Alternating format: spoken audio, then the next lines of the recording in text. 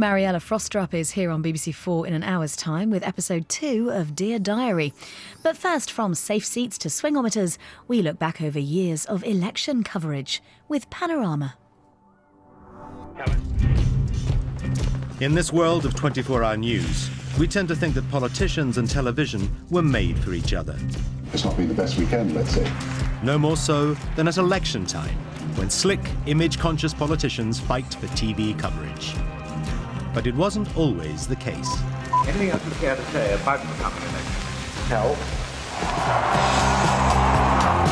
As politicians saw how television could give them vast audiences at election time, they abandoned the soapbox for a new battleground, the studio. Having a party political broadcast, we're having an interview which must depend on me asking some questions occasionally. It is in fact the opening shot. For 50 years, one programme has been at the centre of the turbulent relationship between politicians and television. David, please. Panorama. What have you got Mr. Wilson strung up like that for? He's a communist. This is the story of how Panorama put our politicians under the spotlight. Now look here, Mr. Day. And how the politicians fought back.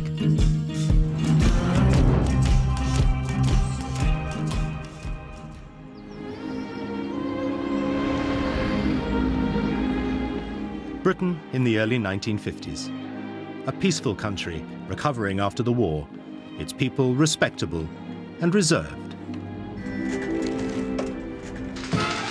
Until it came to election time. Londoners went out to make a night of it. In spite of the cold, Piccadilly Circus was almost as crowded as on Victory Night. It was a friendly crowd, and as the scoreboard flashed up the first results, nothing fiercer than boos or cheers indicated where their sympathies lay. This was an age when everybody voted, when you had kind of 80% plus turnout. People generally voted for the same party. They felt very strong tribal loyalties. There was none of this kind of, oh, they're both the same stuff that you hear now. They stood for very different things, the Tories and Labour. Election night was the great democratic ritual in which everybody took part, a kind of affirmation of citizenship in a way that, just isn't anymore now. At the dawn of the 50s, television was an awkward bystander. Radio was the dominant medium. Behind the scenes in the studio, the announcer came to the microphone at close intervals to put the news on the air. Here are some more election results. Kingston on 10. Others stayed up to learn if the country was going to be saved or was going on as usual. Elected. Robert paused before the conveniently open window and heard that the government was doing nicely. 939. Politicians thought that television would be the ruin of politics. Well, in the 50s, television was very much in its infancy, and there was a feeling among the politicians, especially the political leaders, that television was the goggle box, the idiot's lantern, what Winston Churchill called a tuppenny halfpenny Punch and Judy show. Churchill's great fear with television and politics was that it would downgrade parliamentary democracy. The Commons as the cockpit of politics would end up being downgraded. He never, ever gave a TV interview, and Attlee rather agreed with that view. Tell us something of how you view the election prospects. Oh, we should go into a good fight.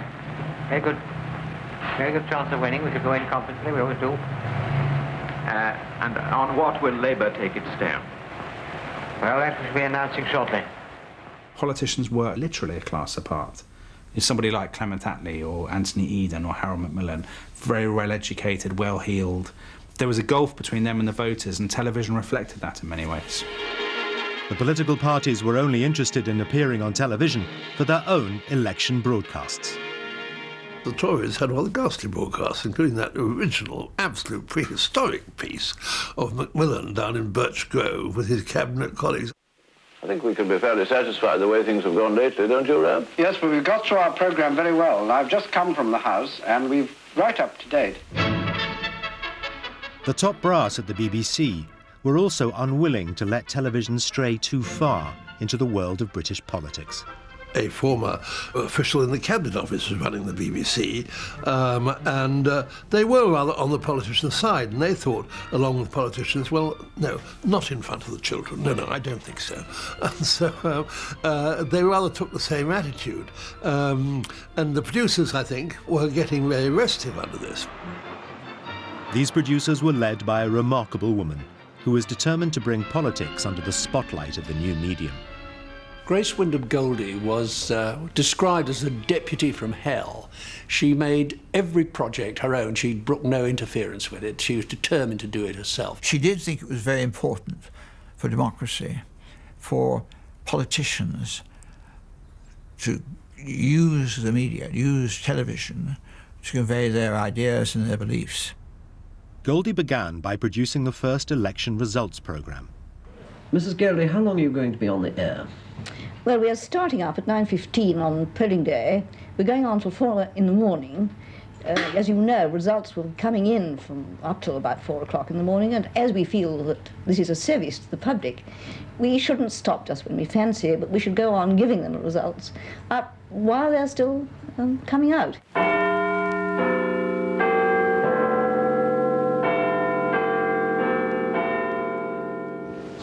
"30 minutes ago, the polling stations closed and voting in the general election ended.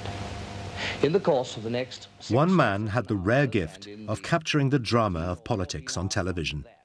Richard Dimbleby. He really had an easy manner, inspired confidence, could cope with catastrophe on air and a live programme in a remarkable way, and carried conviction. We go now immediately from London to Salford. Right in the centre, Mr. Donald Moore, the Conservative candidate.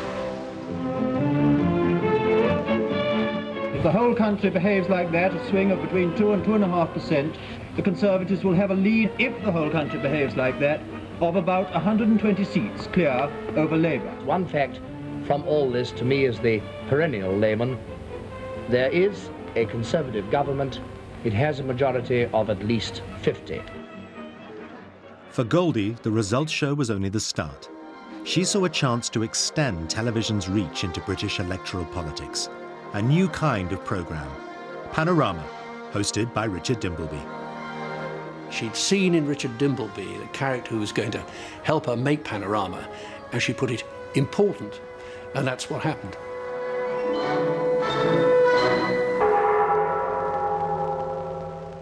This is Mao Zedong, the chairman of Communist China, the leader of 650 million people. And this is his country, China, that stretches... But there was a nervousness about how political this new show should be. The early focus of the programme was predominantly the world beyond our shores. But Panorama is called the window on the world. I think we must have as much of the world as we can get in it. For some time yet...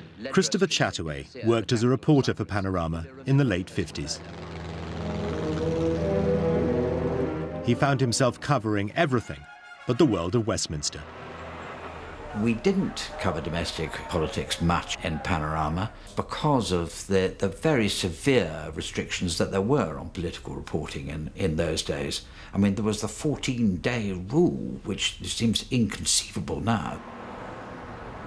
The rule was designed to ensure Parliament, not the BBC, was where political debate took place. Programmes could not discuss anything that was going to be debated in Parliament within a fortnight. Absolutely ludicrous. This proved a huge barrier, and it was deeply resented by people like us, but which was taken for granted by broadcasting houses as being an appropriate agreement. The invasion of Suez in 1956 was to test the 14-day rule and Panorama to the limit. I think it became patently absurd that something as important as Suez, in which British soldiers' lives are being lost, could not be properly dealt with in the Panorama studio. Richard Dimbleby had to apologise to the audience, saying, "We cannot tonight debate the rights and wrongs of what's happening in Suez." Parliament quietly dropped the 14-day rule. But it was the birth of commercial television which broke the biggest restriction on political reporting: television coverage of election campaigns. It was ITN that first covered a by-election in Rochdale in 1958, showing for the first time politicians on the stump. The Labour Party have chosen as their candidate the man who fought the constituency for them last time, Alderman Jack McCann. The editor of ITN thought he was going to go to jail for breaking the Representation of the People Act. He didn't. But despite these advances, the BBC was still stuck in the past. The general election in 1959 was barely covered. The BBC were still actually treading very carefully. Panorama did virtually nothing, as far as I remember, in the 1959 election.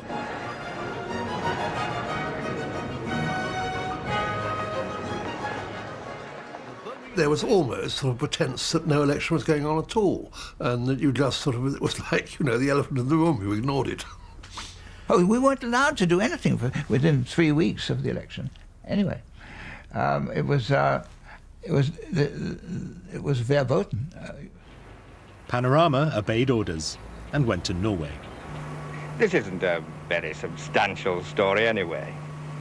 It's not about moral problems or political issues. This is a northern summer and it doesn't last long, and on the whole the climate's rather like ours, but how the people of Oslo enjoy it. As Macmillan cruised to victory, BBC television chose to ignore it. This was to be the last time that an election escaped its scrutiny. Stand with your legs apart and face me. Good, like that. Good. As Britain entered the 60s, the world began to change. It was to be a bolder, shocking, less deferential age.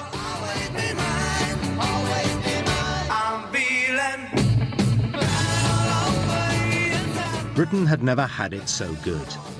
A society in the grip of consumerism was determined to have the very latest in gadgetry.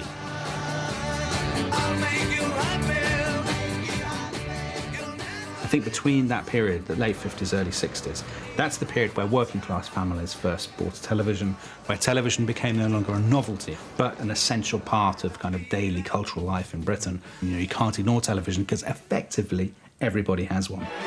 In America, John F. Kennedy had discovered that television could help promote his image to voters in a way that hadn't been seen before. In the run-up to Britain's election in 1964, the new leader of the Labour Party was a keen observer of the president. Wilson was fascinated by politics, fascinated by JFK, and fascinated by the use he could make in projecting a new, modern image of the Labour Party. Wilson learned quickly, inviting Panorama to film him off-duty. On holiday, in his family cottage in the Scilly Isles, he read The Making of the President and learned the lesson of Kennedy's victory, hoping for a victory less narrow than that. Could he capture, though, the spirit of the old songs as well as the new men? Rather less poetically, Panorama critiqued the new face of politics. Back home, and perhaps at your breakfast table this morning, you may have seen this advertisement in a good many of the national newspapers. It is, in fact, the opening shot in a big Labour Party propaganda campaign costing £150,000, which has now begun and which will continue until the general election. I think there was a very strong fear that advertising was going to do great harm to the kind of politics we were used to in this country. Now, if you're running an advertising campaign of any kind, you're trying to build a brand image. Horrible word, brand image. That's what you're trying to build. There was this distaste for the use of modern techniques of advertising and persuasion coming into politics and the Americanization of it. At the last election, when incidentally the Conservatives mounted a huge propaganda campaign, part of it was this suggestion. An image of Britain fine under Conservative leadership, but likely to be spoiled by the Labour Party. And they also sold one very firm image of their leader, Mr. Macmillan, statesman alert. Do you think we are in fact embarking on a road which is going to lead in the end to a sort of Americanization of our elections? Yes, I'm sure we are. We're now asked to accept a choice between two highly professionalized alternative images. I can't believe this is good for democracy. What's caused the vote fuss on the part of the Labour Party? It seems to me that they've been dragged by a variety of factors into the modern age. They obviously sense the need for greater professionalism. I hope that they're not going to be dominated by the professionals. But there was to be no stopping them. Labour wanted to find a style. Humphrey Lyttelton's jazz might help establish that Labour was the party with the modern idiom. This wasn't going to be easy for a party which the public identified with trade union traditionalists.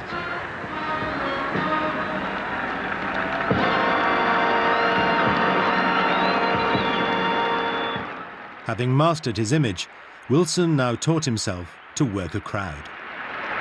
So now, Mr. Chairman, I come to what we must do. First, then, more scientists.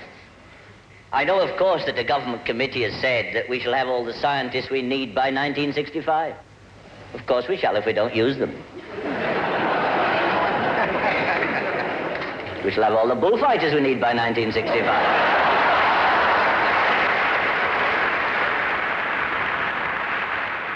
Harold Wilson's the first television politician in Britain.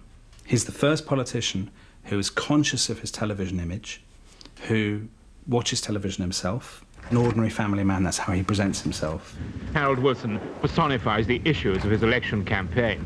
At home, he tinkers with machines. He's the archetypal new man. The image he went for was the kind of family doctor. He was the man who was advising you on what should be done, and it was therefore very cosy and reassuring. The pipe was an essential prop. He used that quite unscrupulously. However, the question was a bit awkward. The moment he'd get the pipe out, get his flamethrower line around it, and so he played for time with the pipe to some extent and did it with great skill. No, he became a very considerable television performer, and it was done, I say, not by any natural gift, but by straight application.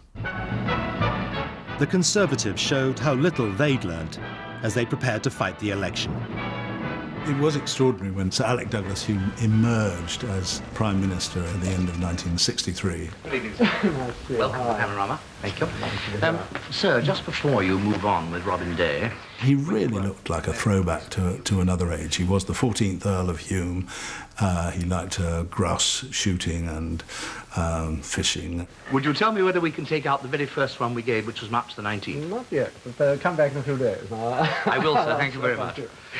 Your chairs for your serious interview are over here. Thank you so much. You were in America before I got there. For television, the age of deference was about to vanish. Robin Day really did transform political interviewing and had a much tougher and less reverential approach. And you know, he was a lawyer by training, and he was a forensic investigator. For all debate is between personalities is in the great British political tradition. Might it not look as if you were running away? Before that, it was really toe-curling stuff of such deference you won't believe. But there may be some idea of partition in the British government's mind. What do you say about that? Well, he was the person who made interviews on television into a kind of egalitarian contest, and not the rich man in his castle, the poor man at the gate. The opposition have asked why you did not go to the United Nations in the first place. What is your answer? Well, I really almost answered that, I think, in what I said just now. Politicians were knocked back at first by Robin's way of asking questions. Is there not a strong case, very seriously, Prime Minister, for an early election so that the country can have a government of whatever party invigorated by a fresh mandate? If you're by that implying by the chance that, well, no, if you're implying that we're not vigorous, just remember what we've done in the last few months. No, but even any government would be invigorated by a fresh mandate. Oh, yes, but I've heard this argument. I've been to a number of general elections now, and I've heard this argument used every time. And you know, if we'd gone to the election last autumn, we'd have been told we were afraid of a hard winter.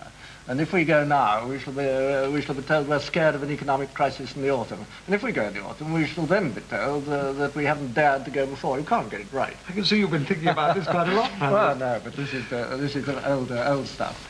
The contrast between Sir Alec Douglas-Home as Prime Minister and Harold Wilson was immense. About a week ago, I saw the Prime Minister on television.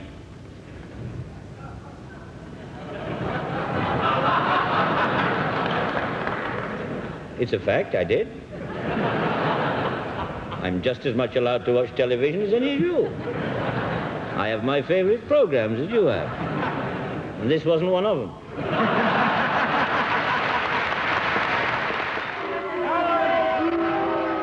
Poor Alec Douglas-Home really wasn't made for television at all. There's this famous tale that's told about him with a lady in the makeup room.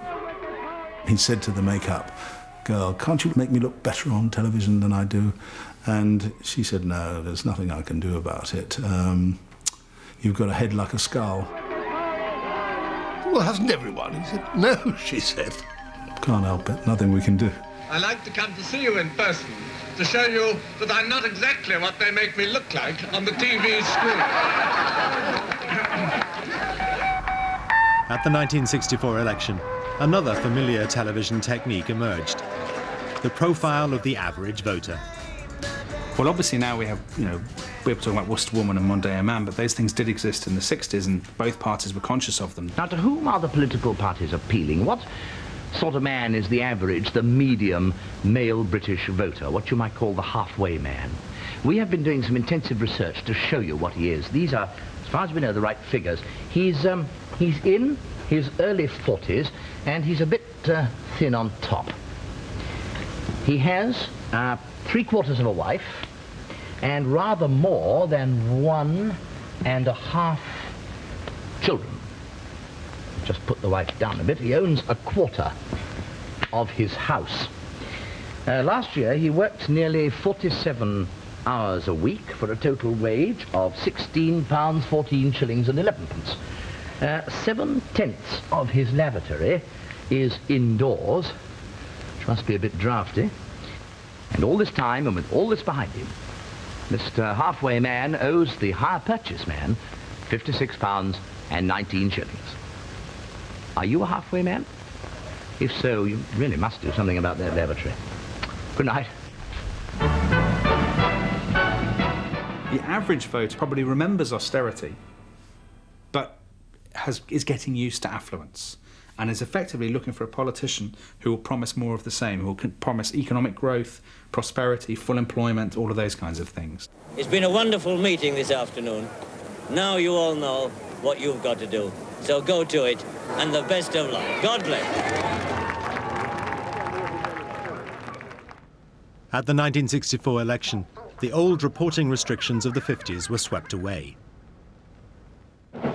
Emboldened, Panorama chose to make a film about a constituency where there was a highly controversial campaign. Race was the defining issue. Smethwick is a declining West Midlands manufacturing town where there's been a big influx of immigrants from the Caribbean and from India and Pakistan.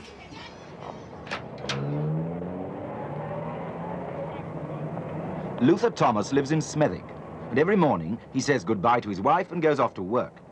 He's learning to drive a bus. There's nearly 1 million more like him in Britain today, and the white natives are distinctly unhappy about it.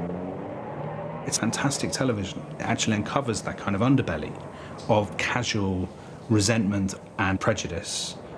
They're a nuisance when you've got to walk past them in the streets. They won't move. They're a nuisance at work. They won't work. And for folks who got them living by them, they're a more nuisance still.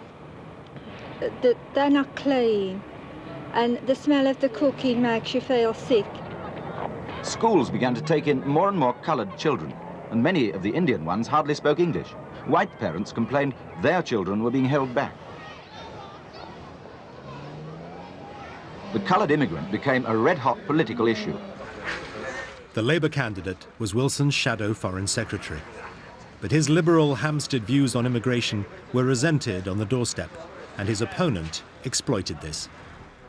The Tory candidate Peter Griffiths runs this campaign famously, if you want a nigger neighbour, vote Labour campaign, although he disavows the slogan himself.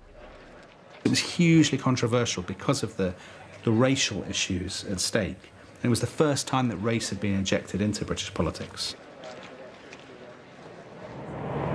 Peter Griffiths, of course, is the white man's hero. Wouldn't it have been wiser to keep your record absolutely clear, to have repudiated these extremist posters like Keep Britain White, or if you want a nigger neighbour, vote Labour? If people feel so strongly that they are prepared to put things in these words, we should not merely condemn them, because that will get us nowhere. We should find out what is it that makes them feel so strongly. That's why I've refused to condemn people who have made extreme statements. But the BBC was not ready for this level of controversy. Just before transmission, the Director General stepped in. Well, I think the Smethwick film took a great deal of courage to make at that time. It's not the kind of thing television did in those days. But the decision to pull it during the election campaign and not to put it out was, I think, a failure of nerve. I have no doubt at all that there was political pressure. I have no doubt at all that the Labour Party was not keen for that film to go out during the election campaign. Not enough backstairs deals at that time did tend to be done. And Wilson wanted another deal. Fearing a close-run contest, he took an extraordinary step. Wilson was very conscious of the power of television and of its appeal to ordinary people. And he was terrified people won't go and vote for him because they'll be too busy watching Steptoe and Son. So one of the things he does is to ring up the BBC to say, can you please postpone it? With 14 million viewers, Wilson thought Steptoe could cost him a dozen seats.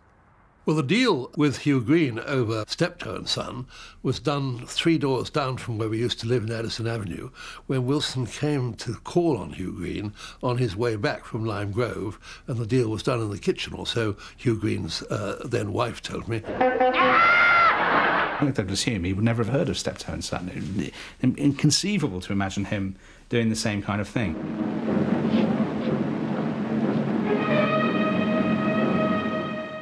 There's a Labour gain at Liverpool. Kirkdale, we take you now to Smethwick. But even getting Steptoe pulled couldn't help Labour in Smethwick. 16. Griffiths, Peter, Harry, Steve. Conservative. 16,000. 16,690. So it's a Conservative gain. And Patrick Gordon Walker has lost Smethwick, gentlemen. No, this is the most fateful single result of this election. It's very shocking, I think, to a lot of people that suddenly the fate of a Westminster constituency can be decided by racial prejudice and racial rhetoric. Despite this setback, Wilson's tactics paid off as Labour won the election. He'd seen the importance of having television dance to his tune.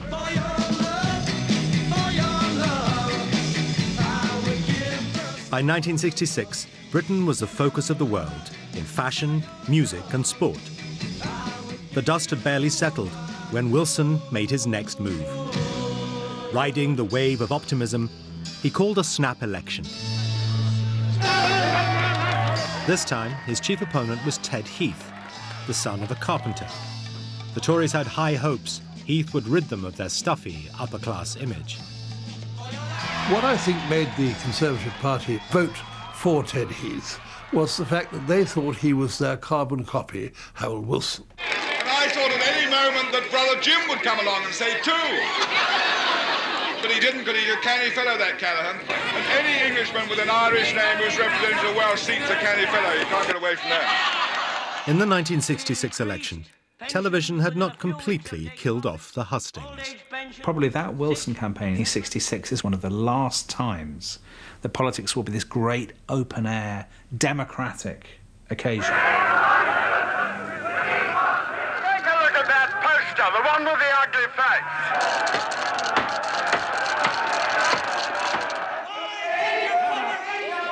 Voters participated. They weren't just passive spectators or consumers.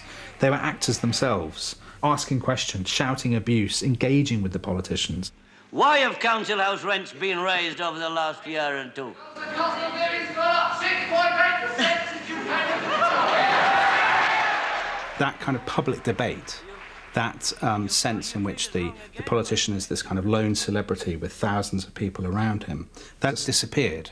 Now, people blame television. I think there's a good deal in that, because if you could watch sitting in your armchair at home the arguments for the election without having to go out on a wet night in a muffler and a Mac and all the rest of it, which you're going to choose? You're going to choose to sit at home. Television understood the popularity of setting voters against politicians, so a new format was devised. Presenters from Panorama held the party leaders to account with the questions sent in by viewers. For Harold Wilson, the hot topic was Rhodesia. May I give you this one from Warrington? Now that economic sanctions against Rhodesia has failed, will a Labour government, if returned to power at the election, resort to the use of war, or brackets force, to enforce a settlement. There'll be no evasions. I make it absolutely plain. We do not intend to use force to solve this problem. I've made this clear time and time again. You cannot use force to settle a constitutional issue of this kind. Come elections, where people might once have sat in their living room and read about politics in their daily newspaper, by the 1960s, the living room has become a television room, and they're effectively learning everything they know about politics is coming through that small screen. For many in Britain in 1966, Wilson's policy of sanctions against Rhodesia was deeply unpopular. Panorama showed how high feelings were running. Tonight's subject is Rhodesia. And although Rhodesia may not be a decisive issue, there are few subjects on which feelings are stronger. I suppose in Rhodesia what you have is all the sort of anxieties about empire and about Britain's changing world role and about race all wrapped into one. It's both emotive in itself, but it's also a symbol of people's anxieties about the Wilson government. Jim Mossman's report begins on what they call the petrol road between South Africa and Rhodesia. South Africa is determined not to allow sanctions to be seen to work, so its surplus oil and a discreet loan have kept Smith's government on the road. The petrol has encouraged the Rhodesians and, if anything, intensified their hatred of the man they blame for most of their ills, Harold Wilson. What have you got Mr. Wilson strung up like that for? He deserves to be hung. I beg your pardon? He deserves to be hung. Now, why do you object to Wilson so much, exactly? He's a communist. What is the government's policy on Rhodesia now?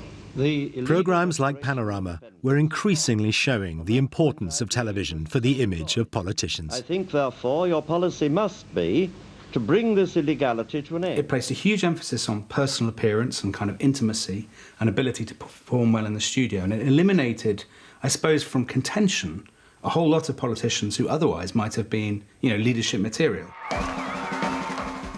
Wilson's upbeat image won the day, and he increased his majority at the ballot box. Now Panorama turned its fire onto Ted Heath. In the Panorama studio, Mr. Edward Heath, leader of the opposition. With me to question him, James Mossman and Robert McNeill.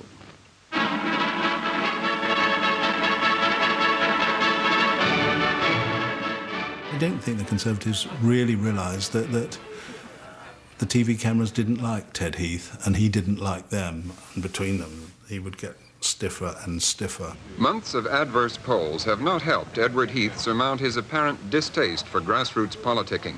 He tries very hard, like a sensitive man in a butcher shop, to conceal a faint nausea, still pasting on a grin, laughing a little too determinedly at all the fleshy cordiality.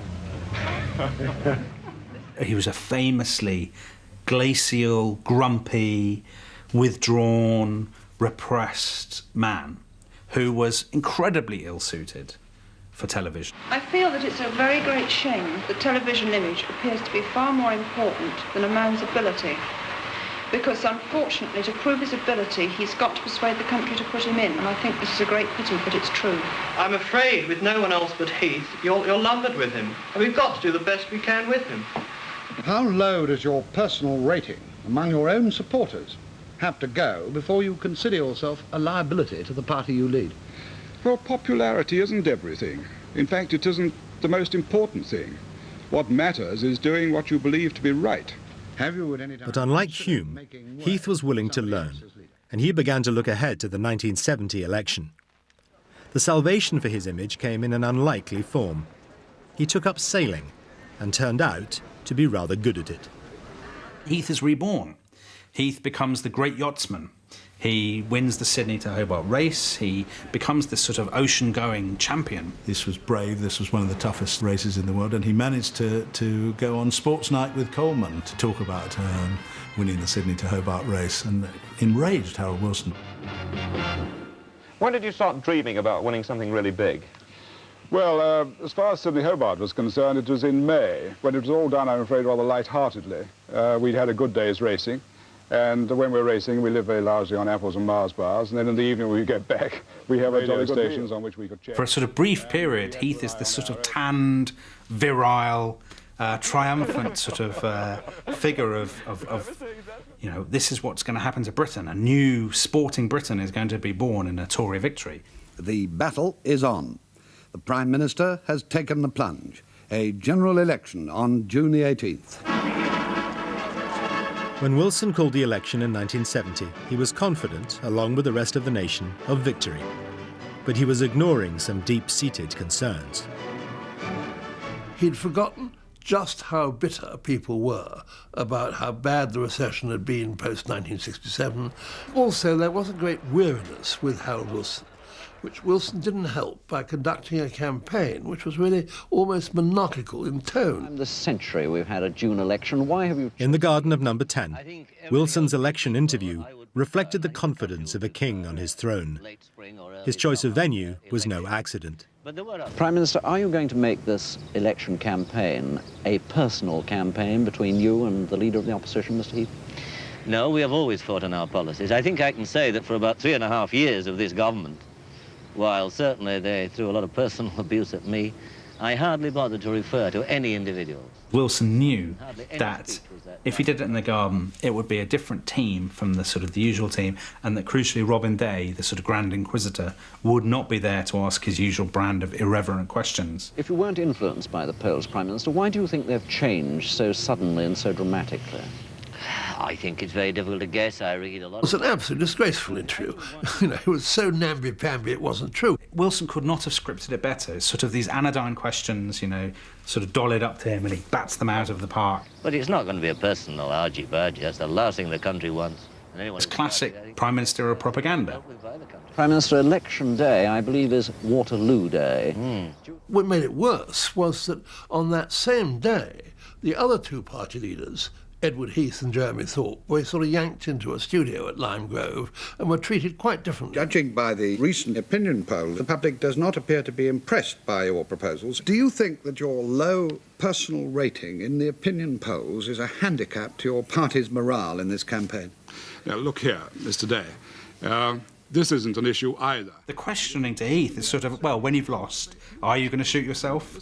It's sort of so damning, and the expectation that he's going to lose. If you lose a second time, Mr. Heath, will you resign the leadership of your party? We're going to win, Mr. Day. That's the answer to that question.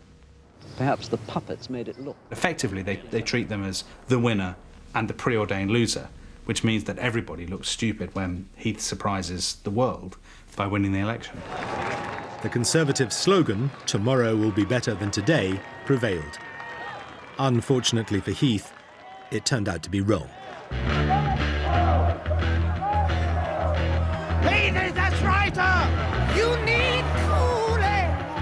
Baby, I'm not fooling. I'm gonna sit here. You know, people are only working 3 days a week, the lights are off, the miners are out.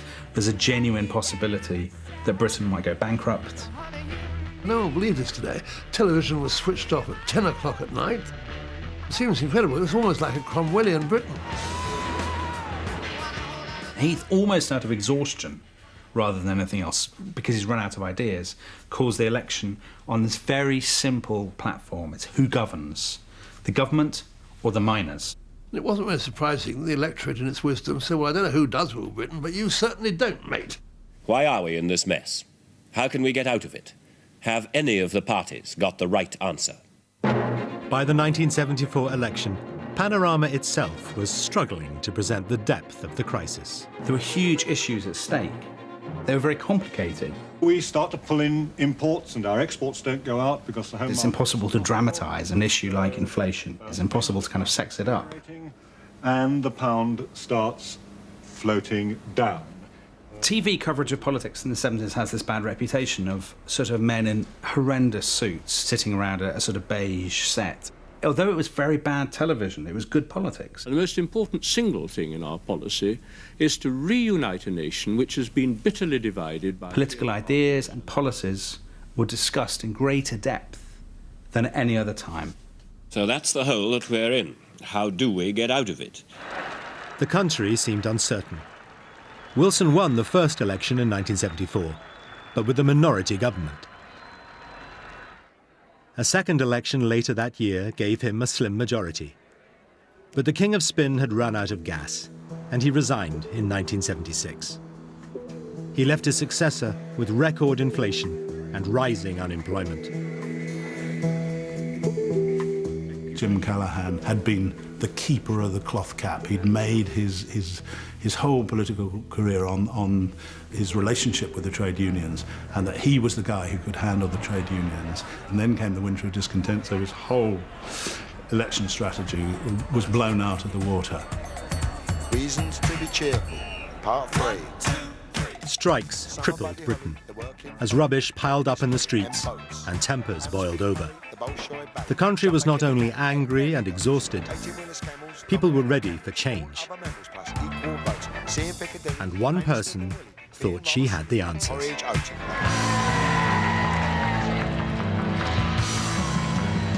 Here she is, look, can you see her now? Look, they come dead in front of her. I don't like to point, there she is. Look. Oh, yes, I am, I'm down. Margaret Thatcher is a woman with a mission, and she believes the ordinary people of Britain will help her to accomplish it. Mrs. Thatcher has the great novelty value. She's the first woman, so it's an asset because it adds to the sense that she is somebody new, she is something new, she is not linked to those sort of shop-soiled Wilson Heath years. Have you been down this end, or we started at the other end? She does have a strong appeal to kind of upper working class, lower middle class, floating voters who think of her as somebody like them. She says, when you manage your household budget, you don't spend more than you bring in and all this kind of thing. On the campaign trail, there have been two very distinct Margaret Thatchers. One of them is Our Maggie, the housewife's friend. The other is the crusading Iron Maiden, promising a radical brand of free enterprise politics. I just wondered, there seem to be two Mrs. Thatchers sometimes. 3 at least. What are the 3? There's a very logical one, there's an instinctive one, and there's just one at home. I think she uses her femininity, she uses her class background to great effect in '79 to reach, voters like trade unionists who wouldn't normally vote Conservative. They wouldn't have voted for Sir Alec Douglas-Home, but they'll vote for Mrs. Thatcher because she appears to be something different. Television was used at every opportunity to project Thatcher as a leader of the nation, often with some bizarre results. It was one of the most extraordinary election campaigns I've ever seen. I had never before filmed a potential Prime Minister of this country cuddling a 2-day-old calf. After livestock, the shadow cabinet was a stroll. At her Chelsea home, she summoned shadow cabinet colleagues to discuss tactics. What brings you here? The boss. The boss. Coffee, and then they want us all out. Angus, hello, in you go. I'll bring you all out in a moment. Mrs. Thatcher had organised a photo call for her colleagues. Like coming out of the bloody zoo. In 1979, Mrs. Thatcher's media advisors were still learning their trade, but they had a winner on their hands. Who do we want? 4 years later, the 1983 election campaign was stage-managed as never before. Thatcher. It's Thatcher for me. 2, 3, 4. Thatcher, Thatcher, Thatcher. Not a man around to match her. Thank you. When you see her on the campaign trail, when you see her doing these sort of walkabouts and photo shoots, she is already an incredibly confident and sort of fluent and self-assured performer in a way that she hadn't been in the 1970s. I think you're a little premature in raising this question, but you must have better questions to think of. There's that fascinating, classic, hilarious Robert Harris clip of him getting in Mrs. Thatcher's way. There aren't many voters in sight. What there are hundreds of members of the media who swarm around the Prime Minister, follow her every move, and the idea from the Conservatives' point of view is to get the best possible exposure on the TV news that evening. It is all now about spectacle. It's no longer about a politician laying themselves open, being interrogated by a panel of experts in the old way. It's about the politicians taking charge of their own image. They did a lot to try and make Mrs. Thatcher appear as if she was in touch with ordinary people. So they would often have her on the factory floor talking to factory workers and so on. Oh, I am sorry now. talking to housewives, holding shopping bags, all that kind of thing, just to try and show that she looked as if she was in touch and understood the concerns of ordinary voters. In The Marketing of Margaret, Michael Cockerell reports on the... At the same time, television is reflecting the politicians' change, because programmes like Panorama are commissioning, films looking beyond the sort of the headlines and beyond the spin, which deeply disturb and upset the Tory High Command. This was the nerve centre of the Conservatives' media surveillance operation during the election. Inside Central Office, their monitoring unit checked and recorded every single radio and television programme covering the election. What we showed in The Marketing of Margaret and what we were able to see from behind the scenes of the Conservative campaign was the most sophisticated media campaign there had ever been in British politics. Behind the scenes in the past 4 weeks, Mrs. Thatcher and her closest media advisers have exhibited a mastery of the most sophisticated modern methods of image projection and political persuasion that the other political parties cannot match. Saatchi & Saatchi, the Conservatives' advertising agents, produced the party's election broadcasts. Do you remember what it was like before the last election? What it was like at the beginning of 79? What you've got with the Tories by 1983 is that they are running these incredibly targeted, media-driven, television-driven campaigns, with Mrs. Thatcher as this kind of presidential figure, aping Ronald Reagan in America in many ways. The triumph of Mrs. Thatcher's spin doctors at the 1983 election was the complete makeover of the leader's image. Once she wins the Falklands War, she is able to rebrand herself. She's no longer the housewife of 1979. She is Britannia, she is Boadicea, she is the sort of warrior queen. That's definitely how she is branded. Thatcher's opponent seemed a throwback to another political age. The contrast, of course, with Michael Foot was extraordinary, because Michael Foot fought an election as if television hadn't even been invented. It was extraordinary. Michael Foot's campaign seemed to concentrate on his own supporters and often ignored the demands of the media. The emphasis was not on the requirements of photo calls, but rather on a series of non-stop walkabouts, which were often less well organised than their Conservative rivals. They had been brilliant at spin. Under Wilson, they had been the party of television. They had been the party of the image. And then between 79 and 83, they have Michael Foot as the least telegenic leader in history. Michael Foot's press man often looked as if he wished that every journalist would just disappear. No, it's been enjoyable and worth seeing, isn't it? Mrs. Thatcher's advisers at one stage thought they would put out a picture of him as an old-age pensioner waving his stick, and the caption would be, as a pensioner, he'd be better off under the Conservatives, but Mrs. Thatcher vetoed that. He was a product of a generation that produced great public meetings, great rallies, Trafalgar Square, that kind of thing, and he was frightfully good at it. That it is a mighty upsurge of democratic protest against the military dictatorship. It's no longer enough for that to become a national candidate. If you're a national candidate, you've got to be at home in people's living rooms, and Michael Foot, I'm afraid, never was. We're being filmed as we do it. OK, you've got everything? Yep. Got your manifesto, in case you forget what's in it? For Mrs. Thatcher, the television interview was about control. Oh, we're not doing Belgrano or anything like that, are we? Right. No, I don't regard that as an issue, frankly. You should tell some of your colleagues. Mrs. Thatcher in particular took great care in preparing for these interviews. And Robin himself was extremely frustrated. I remember him saying to me, "Why didn't I start this interview? Prime Minister, what's your answer to my first question?" Because he knew whatever he asked Mrs. Thatcher, she would have been so prepared for it that she would come out with the sound bites that she had rehearsed with Gordon Rees, Tim Bell and Bernard Ingham, her press secretary. That happens to be the same date on which you said you'd had no intention of putting up prescription charges. Would you please quote Mr. Day? Would you please quote what you are saying? Yes. Would you please quote precisely? Yes, I can, because I heard you say it at the press conference this morning, and I know what you're going to tell me. Let's not get involved in too many detailed quotations, Prime Minister. You did say you had no intention of putting up prescription charges. Let me give you the question and the answer, not interpretations. Mrs. Thatcher's resounding victory created a blueprint for all elections to come. We've got a lot of work to do now. We're going to get to it. Michael Foot's successor will be forced to rethink not just policy, but whether Labour can ever win again without the use of modern marketing techniques. Neil Kinnock got the message and enthusiastically took up the challenge. Remember how you felt on that dreadful morning of June the 10th.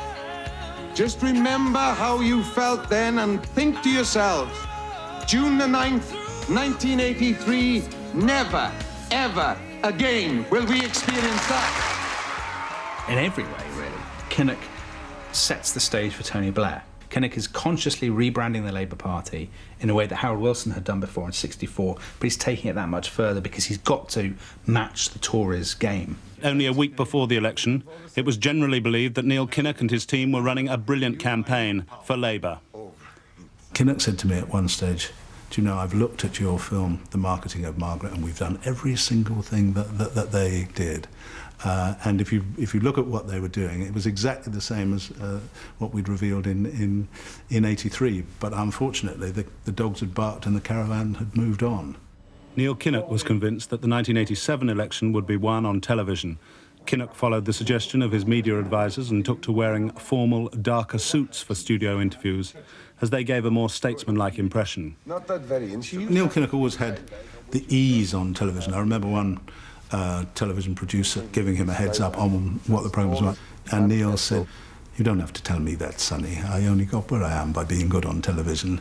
So, I mean, he was good on television, but did he look like a Prime Minister to the electorate? This is the thing. Where in your manifesto and your programme is the red meat of socialism? Well, I just explained to you. Well, I don't think it's... The reddest meat, let me tell you what the reddest meat is.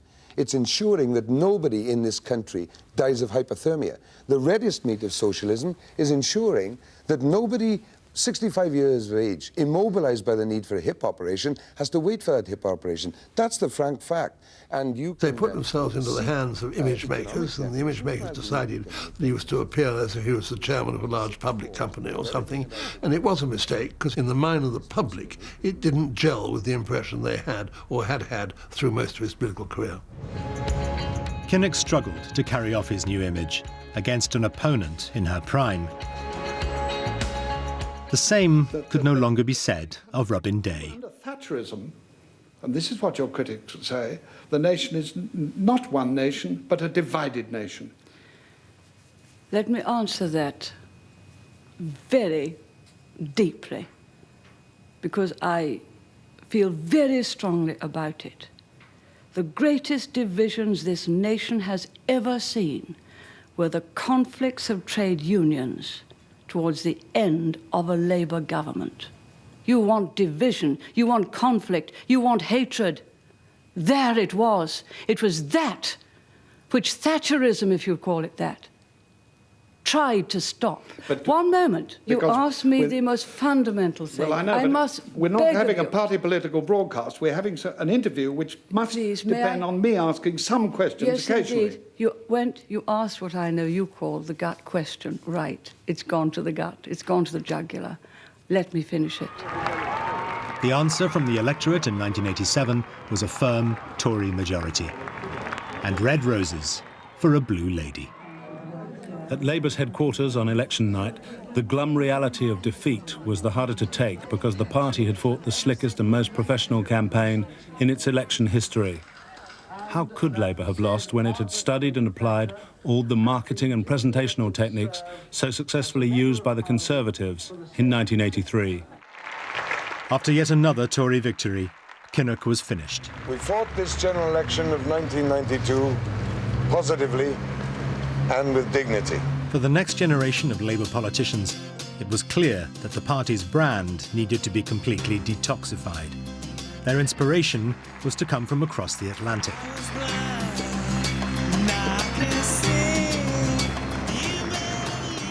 From that moment on, people like Gordon Brown and Tony Blair were determined to learn the lessons from why Clinton was able to win where they had just lost under Neil Kinnock in this country, and they took it very seriously. No more lies, no more broken promises. I say to the Tories, enough is enough. Be done, be gone.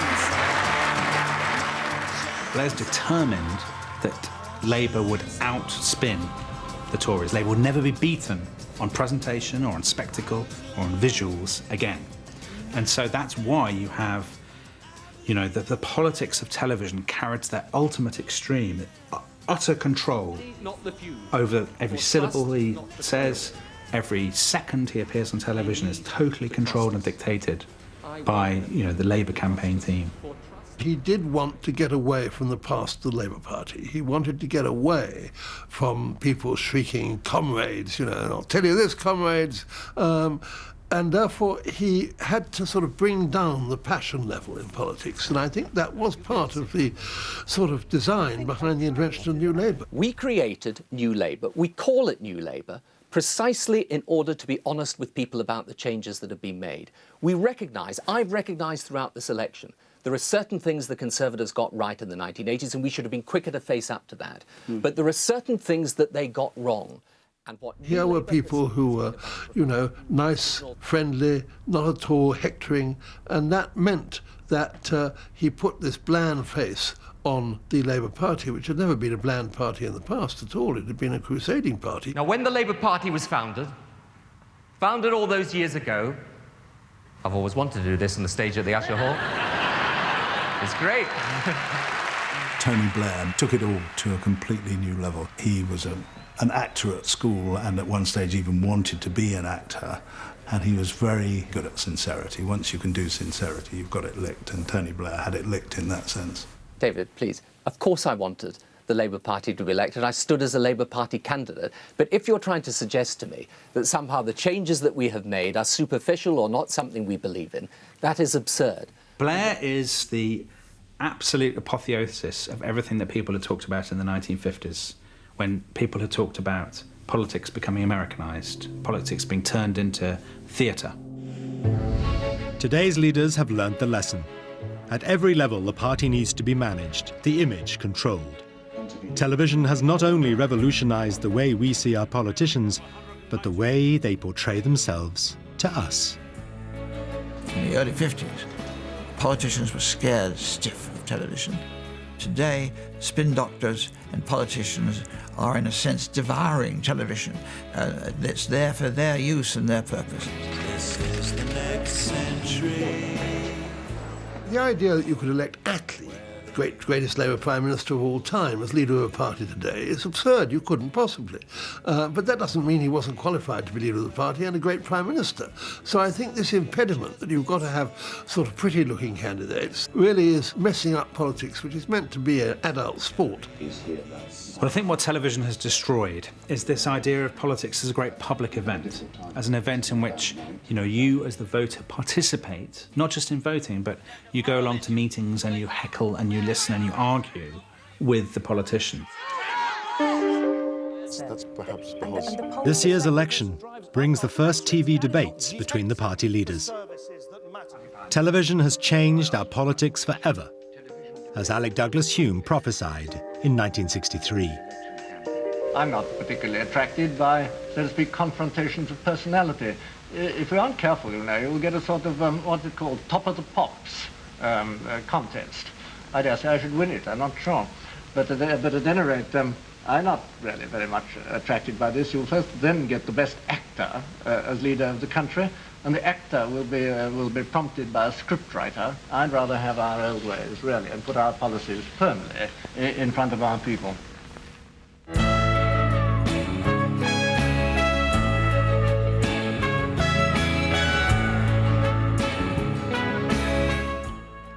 Next tonight, Mariella Frostrup meets Virginia Woolf's great niece in episode 2 of Dear Diary.